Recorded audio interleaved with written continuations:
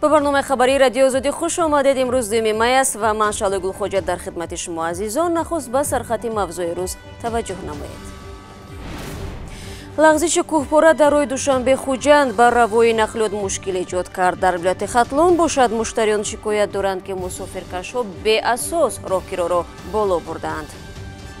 روی گروچی ارزان شده با ما ارزان نکنیم، با نقصتر ارزانش کنیم. خوش باشی.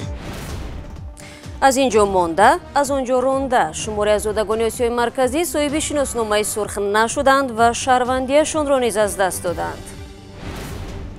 سبب سیل بود نه دعوت به ارتش. منصبداران ناحیه نورآباد بستن مساجد را به هنگام نماز جمعه در هفته گذشته قاطعانه رد میکنند.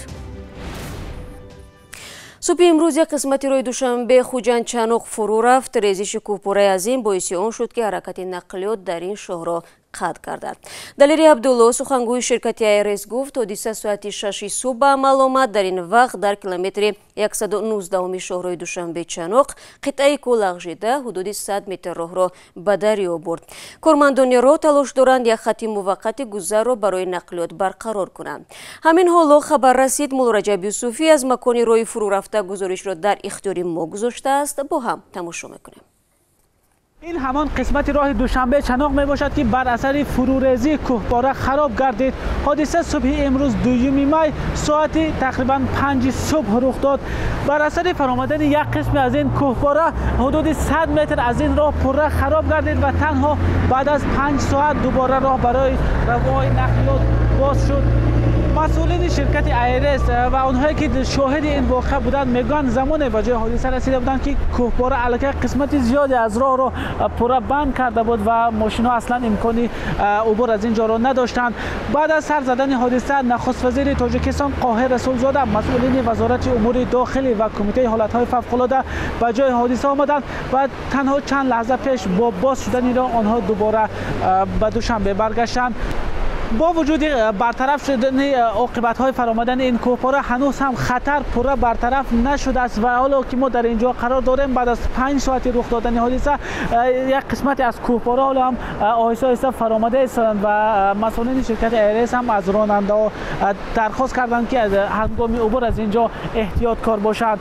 راه دوشنبه چنوق یگانه راهی میباشد که شمال تاجیکستان را با مرکز پیوست میکند و خب حالا اینجا از اینجا سنگپوران فرآمده ایستادن، یک کمی جای خطرناک است برای ما ایستادن و این قسمت را شمال تاجیکستان را به مرکز پیوست میکند و شرکت ایرس آن را نگاهبین میکند.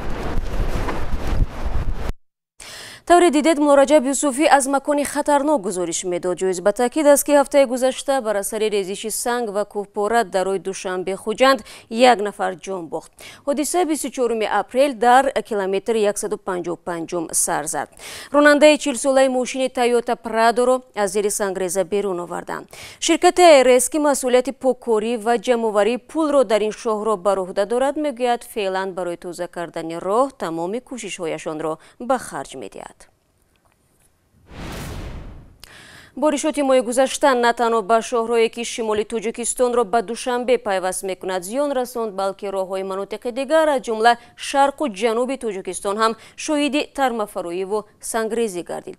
ساکنان ولایت ختلون شکایت دارند که رانندگان تاکسی ها از چنین وضعیت سوء استفاده کرده و خودسرانه نرخ راهگیری را بلند بردند. گزارش آرزوی کریم را طاهری سفر تقدیم میکند. نرخ نوار نپرس بچم سرم درد نکنه بچه جان. ایره بین خب داریم نه دارم در خبر کردنم که 2 ساعت اینجا ایستادم. این زنی بازنشسته ختلونی است که مکی راهگیرا شکایت دارد که برعکس روزهای پیشین اندک بالا رفته است، بخصوص برای آنهایی که از مرکز ختلون تا دوشنبه می روند. 15 می روند، 20 می روند. همین نرخ نوا شما در معقوله؟ ما در معقول باشن نباشه. برای تاکسی فرقش چیه؟ روز 30 اپریل به گفته مسافران تاکسی ها تا 40 سامانی هم طلب میکردند، هرچند انتخاب دیگر یعنی مسافربرهای خرده هست که آهسته تر ولی ارزانتر می روند. 10 سم 15 سم. ما هم در کمیته وокزال قطع کار میکنیم. با گفته این راننده سبب گران شدن راهگیرا قیمت مواد سوخت است که در تاجیکستان هر سال بالا و بالاتر می رود. روی گرو چیه؟ روی گروش ارزون شد ما ارزون نکنیم با ناستر ارزونش بکنیم خوش باشی. از باختر یکی از شهرهای بزرگترین تاجیکستان روزانه هزاران نفر به دوشنبه می روند و بالا رفتن نرخ آنها را عصبانی می کند. روزهای شنبه یک شنبه بسیار به حد قیمتی بد میکنند. بیچاره استودنت ها با قیمت است رفته آمدن. کسی که دانشگاه دوشنبه در میخونن قرآن میروند میبیاند روزهای شنبه یک شنبه اما یک نرخ میموندن بسیار بهترین میشد. بر اساس مقررات رانندگان وابسته به نوع نقلیاتشان حق دارند از مسافران برای هر کیلومتر از 24 دیرم تا به 2 سامانی و 50 دیرم بگیرند. مسافربری همیشه یک مشکل جدی در تمام منطقه ها بوده است و هر سری چند وقت بدتر می شود، چی در باختر، چی در دوشنبه و چی در دیگر گوشه های تاجیکستان. رو می‌ریم به موضوعهای دیگر. همساله از کشورهای آسیای مرکزی تعداد خواهشمندان گرفتن شناسنامه روسی زیاد می شود. شماره توجیکان هم که دارنده شناسنامه سرخند کم نیست. 5 سال پیش مسکو گرفتن شناسنامه سرخ را برای روس‌زبان‌ها ساده کرد، اما طوری به نظر می رسد در اصل مشکلات زیاد است. همکاران ما از تلویزیون نستایش وریمت در این باره گزارش دارند. لیودمیلا 7 سال پیش به روسیه کوچید. همراه با شوهرش سال 2016 هم تصمیم گرفت که از روی برنامه ساده کرده شده روس زبانها و یا دانندگان زبان روسی برای گرفتن شهروندی اسناد سپارد. طبق طلبات قانون برای این داشتن اجازتنامه حق اقامت و دست کشیدن از شهروندی قبلی کافی است، اما در اصل این کاری ساده نبوده است. این جفت تنها برای دریافت حق اقامت 3 سال را صرف کردند. اکنون باید حجت دست کشیدن از شهروندی قزاقستان را پیشنهاد نموده و نتیجه اش را منتظر باشند. معلوم نیست که انتظاری چند مدت طول می کشد.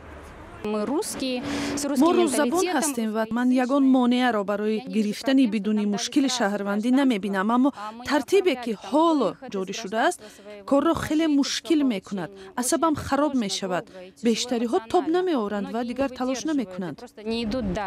برای دریافت شهروندی روسیه طریق برنامه روس زبان ها در سطح عالی دانستن زبان روسی، منسوبیت به قوم و یا داشتن نسبی مناسب کافی نیست. بر علاوه گذشتگان داوطلب باید در حدود مرزهای روسیه اقامت کرده باشند. در این باره در قانون فدرالی خیلی واضح گفته شده است. اکثریت بعد دریافت حق اقامت که 2 سال است از لحاظ وقت امکان سپاریدن اسناد را برای دریافت شناسنامه روسی پیدا نمی کنند، زیرا سند تصدیق کننده دست کشیدن از شهروندی قبلی را ندارند. برای اکاترینا قهرمان دیگری ما مشکلی اصلی محض خارج شدن از شهروندی ازبکستان بود. حجت‌های ضروری را جانب ازبکستان از 1.5 تا 3 سال امضا می‌کند. امضا را باید خودی پرزیدنت گذارد. به شهروندان ازبکستان میسر شد که معلوماتنامه ضروری را از سفارت بگیرند. در معلوماتنامه باید ذکر شده باشد که قطعی شهروندی نمیتواند بدون سبب خاصی ناوابسته از شهروند عملی گردد. با این معلوماتنامه علاقه می شود برای گرفتن شناسنامه روسیه مراجعت کرد، اما این حجت را نیز باید 1 سال منتظر شوی. در بیشتری حالت خطر وجود دارد که داوطلبان برنامه هم شهروندی قبلیشان را از دست می دهند و هم حق زندگی در روسیه را. در چنین حالت بعضی ها حتی می توانند به بازداشتگاه های موقتی نگهداری شهروندان خارجی بیافتند. متناسباً اگر داوطلب سری وقت طلبات را اجرا نکند، آنگاه حق اقامتش بیکار کرده می شود و او در نهایت مقام بی‌شهروندی را می گیرد. چنین مراجعت ها خیلی زیادند، اما تنها کمترین ها امکان می یابند که طریق شعبه اساسی مهاجرت حق اقامت را برقرار نمایند. کارشناسان توصیه می دهند که شهروندان روند سپاریدن حجت‌ها را طول ندهند. قانونگذاری‌های روسیه را بیاموزند تا در حالت‌های اضطراری به هر گونه وضعیت آماده باشند. در عرفه دی رمضان دقیق‌ترش هفته گذشته از نویای نوروباد خبرهای ضد و نقیض درباره بستن مسجدها به نشر رسید. ساکنان گفتند به خاطر اجرای زودتر نقشه دعوت نماز جمعه را منع کردند، اما مقامات میگویند سبب در آمدن سیل بود. سرانگیز نوروزشاه و شادمانی یتیم در نوروباد بودند. جمعه گذشته 26 اپریل اسم ناحیه نوروباد با خبری بسته شدن چند مسجد و لغو نماز جمعه رسانه‌ای شد. یکی از آنها همین مسجد در مرکز نوی ناحیه نوروباد بود. مقامات این خبر را رد و به گونه دیگر شرح می‌دهند، اما ساکنان با احتیاط تصدیق می‌کنند که نماز جمعه در چند مسجد نشد. ضمن یک سفری ما هم به ناحیه برخی از ساکنان اطراف مسجد مرکزی میگفتند آن روز همگی چند دقیقه پیش از آغاز نماز امام خطیب با یک اعلان نماز را لغو و همه را جواب داد. اما در روبروی کامera اکثریت از صحبت در این موضوع خودداری و احتیاط میکردند. Так ростика як рӯза вашти бо ҳар чи кишодашу мо хурсанди ки бо ҳозирши кишодаги мачтамаш ки чойхона кишодаги نه وقتی میپرسیدین برای چی بستین چی میگفتن؟ ростика мо напурсидем ягон каса. در صحبت‌های بدون ثبت برخی از ساکنان به ما گفتند امام خطیب ناحیه پیش از آغاز نماز اعلان کرده است که نقشه نوبتی دعوت جوانان به ارتش در ناحیه اجرا نشده است و تا زمان اجرای پوره‌ای آن نماز در مسجد منع است. چی گفتن که مثلا اعلان کردن؟ اکی هیچ اعلان نکردن، هم گفتن که جوانان را برای صف چی روی کنی. نماز برای چی نموندن خوندن؟ اکی شنده نبودیم. شما نبودین؟ نه. یه هفته نمونده بود؟ نه. مقامات ناحیه نورآباد با نگرانی از سر و صداهای اخیر لغو شدن نماز جمعه را رد کرده گفتند فقط به خاطر جلوگیری از یک آفت طبیعی نماز به تأخیر گذاشته شد.